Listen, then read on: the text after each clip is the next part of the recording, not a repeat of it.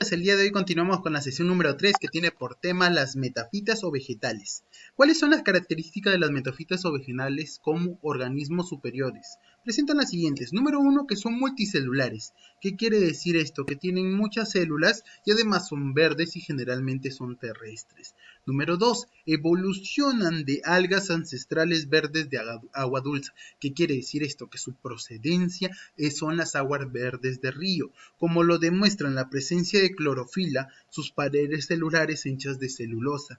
Número 3. La mayoría de características que las distinguen son las metafitas de las protistas, que son adaptaciones de los medios terrestres de la vida a sus orígenes acuáticos.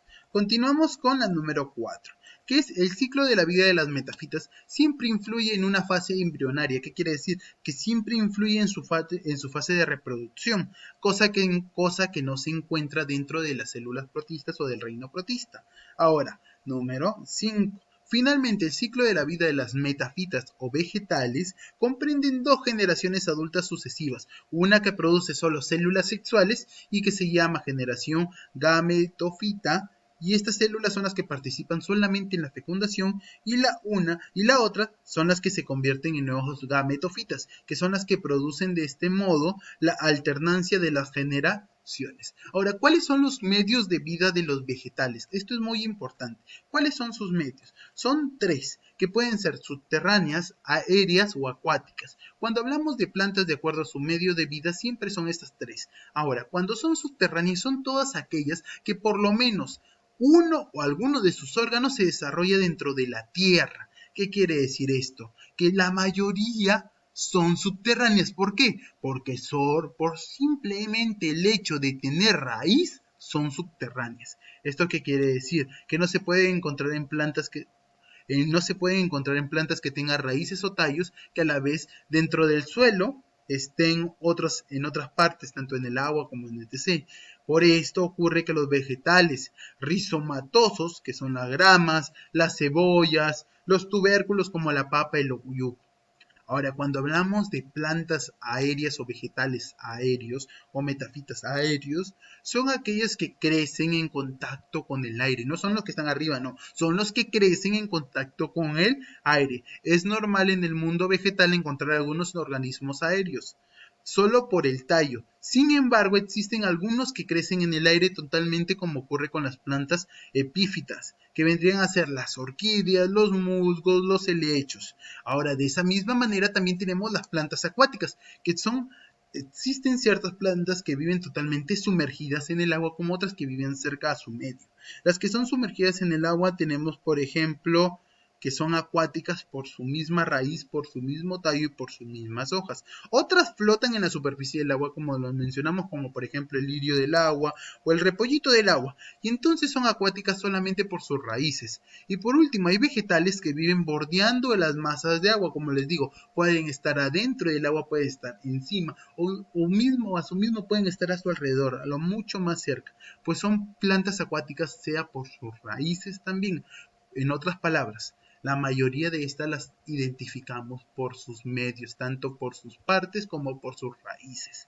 Ahora, de esta misma manera como hablamos de sus medios vegetales, también hablamos de los tejidos vegetales. Se llama tejido vegetal al conjunto de células íntimamente unidas entre sí, o sea, todas se juntan, todas se juntan, de la manera que forman estructuras y complejos y realizan determinadas funciones de trabajo dentro del cuerpo vegetal o dentro de las mismas metafitas. En este caso tenemos una clasificación. Tenemos los tejidos formadores, que los llamamos meristemos, los tejidos nutricios o nutricionistas, o los que se encargan de la alimentación, que son los parenquimas. También tenemos los tejidos conductores, que vendrían a ser el tejido leñoso, el tejido liberano. También tenemos los tejidos protectores, los que se encargan de cuidar todo, que son las epidermis, el subero corcho. Y también tenemos los tejidos mecánicos o de sostén, que vendrían a ser la colenquina y la esclerenquina. También de la misma manera tenemos tejidos excretores o excretores.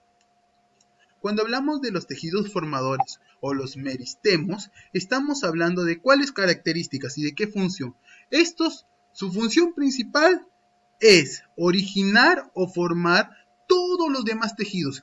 ¿Qué quiere decir esto? Que de este tejido es donde parten para todos, es el más fundamental. ¿Cuáles son sus características? Que está formado por células jóvenes embrionales, que dichas células se caracterizan porque se reproducen de manera activa y constantemente. Pasamos al segundo tejido, al tejido de las parenquinas o el tejido nutricional.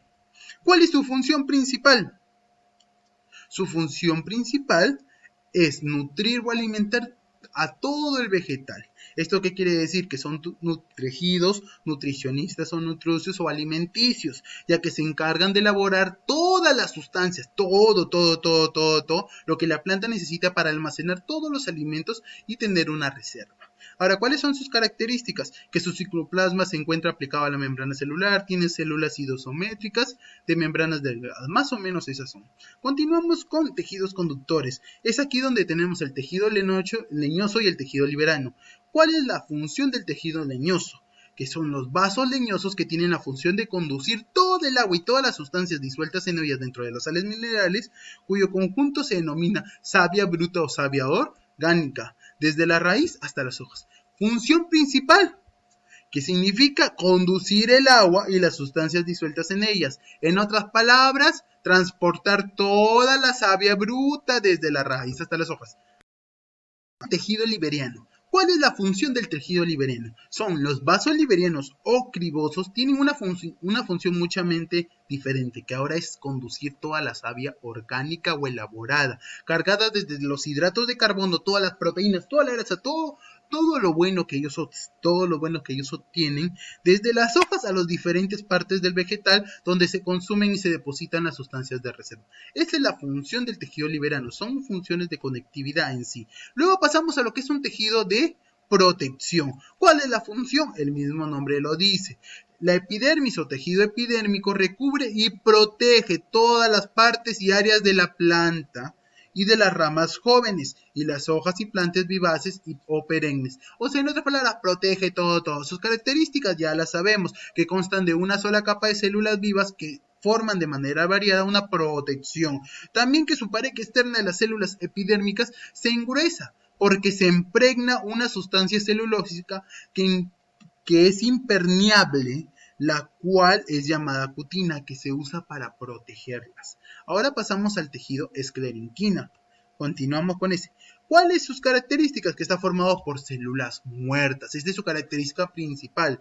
Y que dichas células tienen membranas totalmente engrosadas que a menudo son lignificadas. Ahora, ¿cuál es la función de este tejido que consta de células muertas? Su función es la siguiente, que se encuentran en los órganos vegetales ya casi cuando son adultos, vale la aclaración, es proporcionar la rigidez necesaria. ¿Qué quiere decir esto? Que sirve de sostén, que sirve de apoyo, que es algún resguardo por las células muertas que obtiene. ¿Y qué quiere decir esto? Que se encuentra solamente en los vegetales, plantas, organismos vegetales adultos. Pasamos ahora a los tejidos secretores o excretores. Cuando hablamos de tejidos secretores o excretores, el mismo nombre lo dice, son aquellos tejidos o células por células secretoras, las cuales desechan todo lo que no necesitan. Aquí trabajan células excretoras o espacios o bolsas secretoras. Cuando hablamos de células secretoras, son las células más o menos globosas. ¿Qué quiere decir esto? Cuyo interior se encuentran secreciones diversas, que tenemos aquí, por ejemplo, resinas, aceites esenciales, mucílagos, tañinos, etc. O sea, todo lo que no quieren, todo lo que son aceites, resinas, todo eso se encuentran en estas células secretoras, son las encargadas de esa función. Ahora, en los espacios o bolsas secretoras, es la disgregación o disolución de los diferentes grupos de células que se encargan de segregar también diferentes sustancias esenciales, que son las resinas, los taninos, o sea, todo lo que no les sirve los encuentras en estas dos cosas. Primero en las células secretoras, y dentro de las células secretoras se encuentran también las bolsas secretoras. Ahora, bueno chicos, eso ha sido todo por hoy. Un anexo, la próxima clase, el próximo miércoles, se les tomará un examen de manera sencilla de algunas preguntas sobre las actividades pasadas. Todo será sobre actividades pasadas, preguntas sobre actividades pasadas. Anexo, les estoy dejando una actividad como siempre, que son preguntas sobre el tema, sencillas, y unas de marcar. Bueno chicos, eso ha sido todo por hoy, nos volveremos a encontrar. Hasta luego.